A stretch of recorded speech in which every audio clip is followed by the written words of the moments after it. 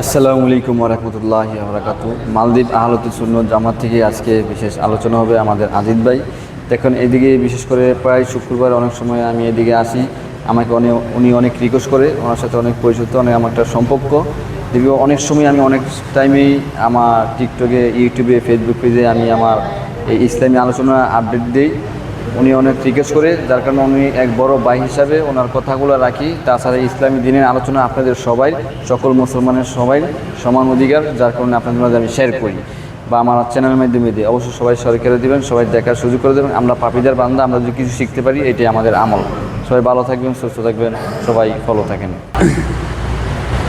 আমি সাধারণ একটু মা বাবা নিয়ে একটু কথা বলি, কি বলেন? এই জন্য আমরা মা বাবা থেকে অনেক দূরে চলে গেছি। কিভাবে? এখন সন্তানের হাতে মা খুন হয়নি ভাই, হইতেছে না? বাবার হাতে সন্তান খুন, এবং সন্তান বাবার হাতে খুন হয়নি, এভাবে হইতেছে। এই জন্য আমাদের সমাজটা আসলে আমরা যে রাসূল পাক সাল্লাল্লাহু আলাইহি ওয়াসাল্লামের যে আদর্শ, ওই আদর্শ থেকে দূরে যাওয়ার কারণে আজকে আমাদের এই পরিস্থিতি। এই জন্য আমরা যেভাবে নামাজ পড়ি, নামাজ পড়া ফরজ, রোজা রাখা ফরজ, কালেমা পড়া ফরজ, তেমনি মা বাবাকেও খেদমত করা ফরজ। বলেন না সুবহানাল্লাহ। এই জন্য আল্লাহ রাব্বুল আলামিন বলছেন, ওয়া কাযা রাব্বুকা আল্লা তা'বুদু ইল্লা ইয়াহু ওয়া বিল দাইনি ইহসানা। বলেন না সুবহানাল্লাহ। আল্লাহ রাব্বুল আলামিন বলেন, আমি আল্লাহর ইবাদতের পরে তারপরে তোমরা মা বাবার খেদমত করবা, মা বাবার মনে কষ্ট দিবে না রে বান্দা। আমি আল্লাহ রাব্বুল আলামিন বলে দিলাম, আমি আল্লাহর পরে তোমার মা বাবাকে তুমি খেদমত করবা। বলেন না সুবহানাল্লাহ। আল্লাহ রাব্বুল আলামিন বলেন, মা বাবা যদি তোমার ব্যবহারের কারণে, তোমার কথাবার্তার কারণে যদি মা বাবা উহ শব্দ করে, আমি আল্লাহ রাব্বুল আলামিন, তুমি যদি কাবা শরীফের ইমাম সাহেব থাকো, হাজী থাকো, গাজী থাকো, এর আগে তুমি আল্লাহর ওলি ছিলা, তোমার কথার কারণে যদি তোমার মা বাবা কষ্ট পেয়ে থাকে, আমি আল্লাহ রাব্বুল আলামিন তোমার মা বাবার দিকে তাকাইয়া তোমাকে জাহান্নামে নিক্ষেপ করে দেব। বলেন না নাউজুবিল্লাহ। আমরা কি সবাই জাহান্নামে যেতে চাই না জান্নাতে যেতে চাই? জান্নাতে যেতে চাই, তাহলে আল্লাহ রাব্বুল আলামিন বলেছেন, আমি আল্লাহর ইবাদতের পরে তোমার মা বাবার খেদমত করো। আমার প্রিয় ভাইয়েরা, এই দুনিয়ার মধ্যে আমাদের কাছে বর্তমানে আমাদের কাছ থেকে, সন্তানের কাছ থেকে মা বাবা বড় কষ্ট পায় এই মুহূর্তের মধ্যে।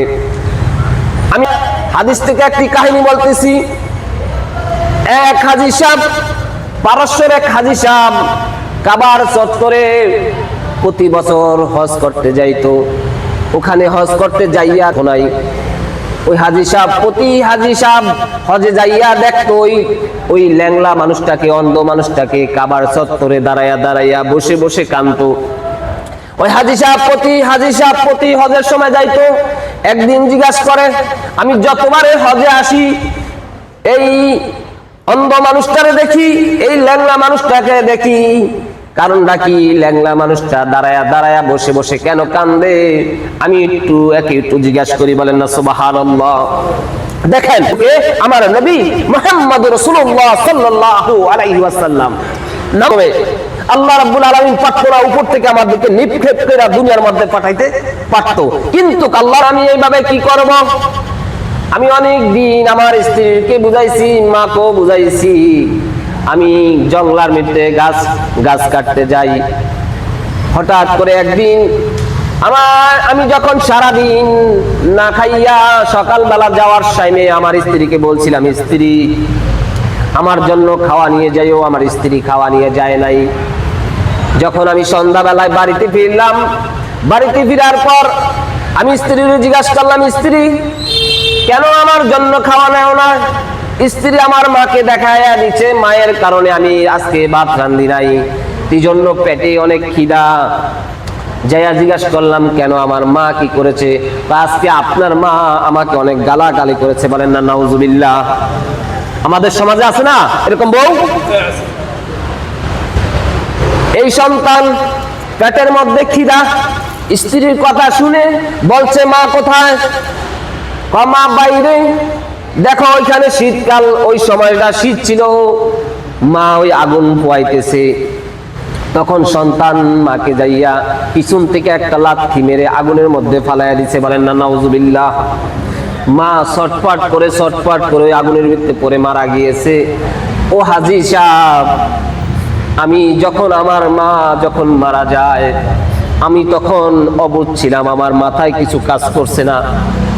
যখন আমার মাথার মধ্যে আসলো, আমার মা তো ছোট্টবেলায় আমাকে অনেক কষ্ট করে লালন পালন করেছে, আমার স্ত্রীর কথায় আমার মাকে আমি লাথি মেরেছি, আমি স্ত্রীর কথায় আমার মাকে আমি মেরে ফেলেছি।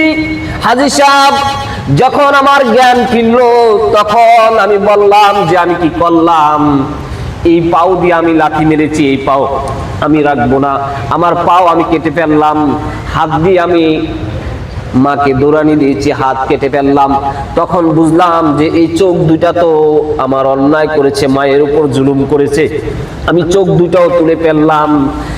তারপরে আমি এই কাবার চত্বরে বসে বসে আমি আল্লাহর কাছে জিজ্ঞেস করলাম। ওই হাজী সাহেব বলতেছে, তুমি তো অনেকবার হজ করেছো, দাঁড়াও আমি একটু আল্লাহর কাছে জিজ্ঞাসা করি তোমার গুনাহগুলি মাফ করছে কিনা।